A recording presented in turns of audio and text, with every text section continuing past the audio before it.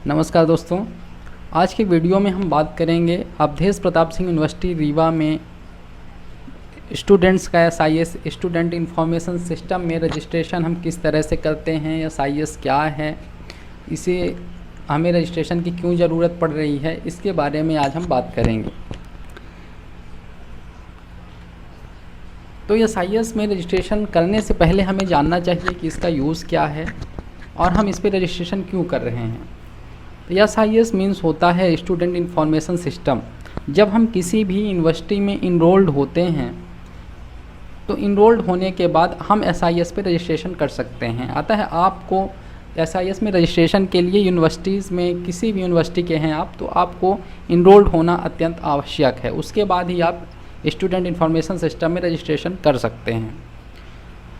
अब student information system है क्या? तो स्टूडेंट इंफॉर्मेशन सिस्टम एक ऐसी प्रक्रिया है जिस पे जब आप किसी यूनिवर्सिटी में इनरोल्ड होते हैं तो यूनिवर्सिटी आपको एक ऐसा प्लेटफॉर्म उपलब्ध कराती है कि आप वहाँ पर लॉगिन करके आप यूनिवर्सिटी से संबंधित सभी काम अपनी पर्सनल लॉगिन आईडी से कर सकते हैं। आप अपनी आईडी लॉगिन करने के बाद वहाँ से अपने एग्ज़ाम फॉर्म फिलअप कर सकते हैं। आपने जो भी ट्रांजैक्शन यूनिवर्सिटी के लिए किए हुए हैं वहाँ से सभी ट्रांजैक्शन हिस्ट्री पता कर सकते हैं, अपनी प्रोफाइल देख सकते हैं, एडमिट कार्ड डाउनलोड कर सकते हैं, इनरोलमेंट फॉर्म फिलअप कर सकते हैं, या यूनिवर्सिटी जो भी ऑनलाइन एग्ज़ाम्स लेती है तो वहाँ से आप एग्ज़ाम पेपर्स डाउनलोड कर सकते हैं। ये सभी प्रोसेस यूनिवर्सिटी के एसआईएस आईडी से होती हैं।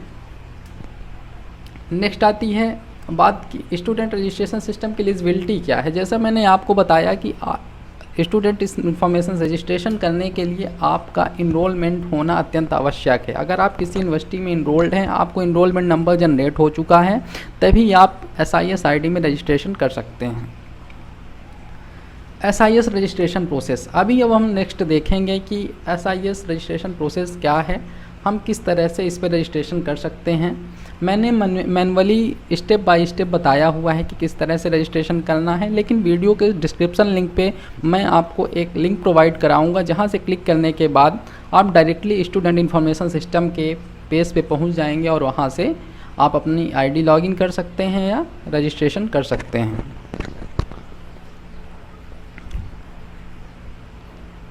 आइए अब हम देखते हैं रजिस्ट्रेशन प्रोसेस। रजिस्ट्रेशन के लिए हम कंप्यूटर या मोबाइल लैपटॉप किसी का भी यूज़ कर सकते हैं। उसके लिए हमें वेब ब्राउज़र की आवश्यकता होगी। तो हम अपने कंप्यूटर पे वेब ब्राउज़र ओपन करते हैं। कोई भी वेब ब्राउज़र आप क्रोम, मोजिल्ला यूज़ कर सकते हैं। मैं यहाँ पे फ़िलहाल क्रोम यूज़ कर रहा हूँ। आप वेब ब्राउज़र ओपन करेंगे। ओपन करने के बाद हम सर्च बॉक्स पे MP online APSU services type करेंगे। MP ऑनलाइन APSU सर्विसेज, ठीक है। तो उसके बाद हम सर्विसेज पे क्लिक करेंगे। तो हम आपको मैनुअली यहाँ पे बताएंगे तो स्टेप बाय स्टेप होगा, लेकिन यहाँ पे जो हम देख रहे हैं स्टूडेंट इंफॉर्मेशन सिस्टम, यहाँ से हम डायरेक्टली एसआईएस के पोर्टल पे पहुँच जाएंगे। तो मैं सर्विसेज पे क्लिक करता हूँ। इसके बाद हम स्क्रॉल करके थोड़ा नीचे आएंगे, जहाँ पे हमें एसआईएस का ऑप्शन दिखेगा। ये देखिए यहाँ पे स्टूडेंट इंफॉर्मेशन सिस्टम ऑप्शन हमें दिखाई दे रहा है। अब हम इस पर क्लिक करेंगे। क्लिक करने के बाद ये हम एसआईएस के पेज पे पहुंच गए। अगर आपने पहले से रजिस्ट्रेशन किया हुआ है तो आप यहाँ से अपना यूज़र नेम और पासवर्ड डालकर लॉगिन भी कर सकते हैं, और अगर आपने पहले से आईडी नहीं बनाई हुई है तो उसके लिए आपको न्यू रजिस्ट्रेशन करना पड़ेगा। तो हम इस रजिस्ट्रेशन न्यू यूज़र पे क्लिक करते हैं। क्लिक करने के बाद ये जो न्यू पेज हमें शो हो रहा है, इस पर हम अपना इनरोलमेंट नंबर फिल करेंगे और DOB फिल करेंगे, जिसके बाद स्टूडेंट की पर्सनल इन्फॉर्मेशन शो होने लगेगी। जैसा कि हमने आपको पहले भी बताया था कि एसआईएस में रजिस्ट्रेशन के लिए आपके पास यूनिवर्सिटी द्वारा अलॉटेड इनरोलमेंट नंबर होना आवश्यक है, उसके बिना आप रजिस्ट्रेशन नहीं कर सकते हैं। तो यहाँ पे आप अपना इनरोलमेंट नंबर फिल करेंगे। उसके बाद DOB के प्लेस पे अपनी सही डेट ऑफ बर्थ प्लेस करेंगे, तभी ओपन हो पाएगा। और फिर उसके बाद हम कैप्चा फिल करते हैं और शो पे जैसे ही क्लिक करेंगे तो जिस भी हमने स्टूडेंट का इनरोलमेंट नंबर डाला हुआ है उसका डाटा ओपन हो जाएगा। मैंने यहाँ पे सिक्योरिटी पर्पज़ से स्टूडेंट का डाटा हाइड करके रखा हुआ है, ब्लर करके रखा हुआ है।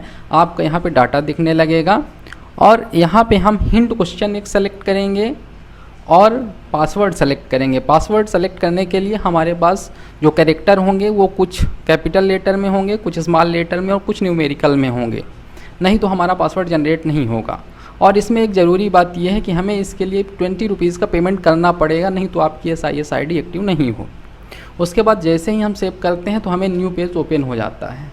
तो इसका मतलब ये नहीं है कि हमारी ID कंप्लीट हो गई है, अभी हमारा पेमेंट नहीं हुआ है। तो इसलिए हम पुनः SIS के पोर्टल पे जाएंगे और हम देखते हैं अपना इनरोलमेंट नंबर और पासवर्ड डालने के बाद कि लॉगिन होता है या नहीं।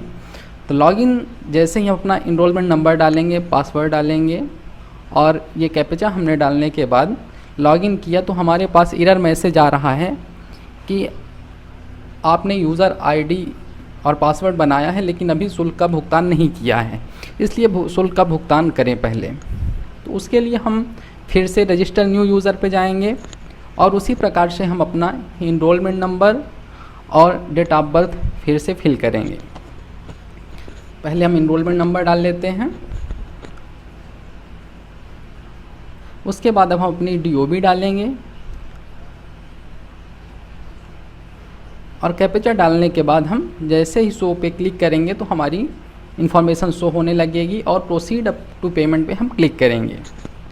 हमें पेमेंट मेथड शो होंगे, कई सारे पेमेंट मेथड हैं, लेकिन और पेमेंट मेथड में हो सकता है कि हमारे कुछ ट्रांजैक्शन चार्जेस लगें, लेकिन UPI सबसे इजी पेमेंट मेथड है, इस पर कोई एक्स्ट्रा चार्जेस नहीं लगते हैं, इसलिए हम यहाँ पर UPI का यूज़ करते हैं। UPI के बारे में आपको भी मालूम होगा, आजकल सभी फ़ोन पे, गूगल पे यूज़ कर रहे हैं। तो हम UPI पे क्लिक करने के बाद पे गवर्नमेंट पे क्लिक करते हैं, जिसके बाद हमारा UPI पेमेंट पेज ओपन हो जाता है और यहाँ पे हम UPI सेलेक्ट करेंगे,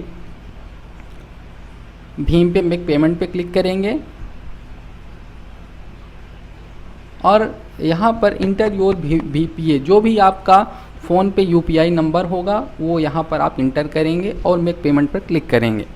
मेक पेमेंट पर क्लिक करने के तुरंत बाद ही आपके मोबाइल पे पेमेंट का मैसेज जाएगा, नोटिफिकेशन जाएगा, जहाँ से आप पेमेंट डन करेंगे तो आपको ये student registration payment receipt show हो जाएगी। पेमेंट के बाद ही हमें ये student registration payment receipt show होगी। जैसा कि अब हम देख रहे हैं कि पेमेंट करने के बाद हमारे लेफ़्ट साइड पे स्टूडेंट का डाटा आसानी से दिख सकता है। यहाँ पे स्टूडेंट प्रोफाइल, एग्ज़ाम डिटेल वगैरह, आपने जितने भी ट्रांजेक्शन किए हुए हैं, जैसे कि हम एग्ज़ाम के पर्पज़ से किए हैं, तो देखिए यहाँ पे डाउनलोड एडमिट कार्ड और यहाँ पे डाउनलोड एग्ज़ाम पेपर्स का भी ऑप्शन शो हो रहा है। तो हम यहाँ से एग्ज़ाम के दिन अपने एग्ज़ाम पेपर्स डाउनलोड कर सकते हैं और एग्ज़ाम आसानी से हम दे सकते हैं डाउनलोड करने के बाद। और लॉग आउट का ऑप्शन है, हम यहाँ से लॉग आउट करेंगे और ज़रूरत पड़ने पे हम पुनः SIS ID को लॉगिन कर लेंगे। तो धन्यवाद मित्रों। दोस्तों कंप्यूटर ज्ञान चैनल पर बने रहने के लिए एवं वीडियो अपलोड होने पर समय समय पर नोटिफिकेशन पाने के लिए वीडियो के नीचे दिए लाल बटन को दबाकर चैनल सब्सक्राइब करें व घंटे के आइकॉन को दबाएं। धन्यवाद।